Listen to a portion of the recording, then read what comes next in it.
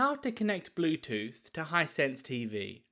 First of all, get your Hisense TV remote control, then press the home button, like so. That'll bring you to this screen here where you can press up to get to the top menu there, then go to the right to get to the settings cog, click OK on that, the middle button, then you can go ahead and scroll down to connection by pressing the down button, then go to the right, and then once you're in this connection section here, you can press the down button all the way down to Bluetooth, then click the right on that.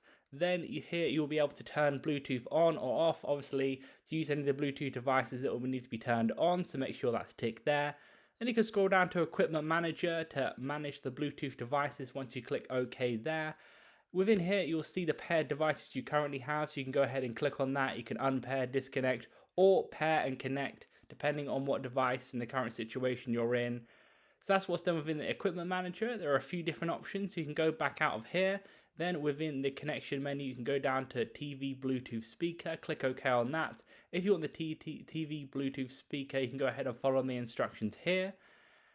There are a few different options. You can go back into the settings again and then scroll down to sound. There you will be able to go to the audio output feature, the audio output settings there. There are a few different options within here, so you can turn on or turn off those within there. You can also go down, like I'm showing you here, to the system. You can go to a few different sections here within connection. You can go ahead and scroll down to the AirPlay. You can do the mobile device connection. You can go ahead and do that. There are a few different options within here.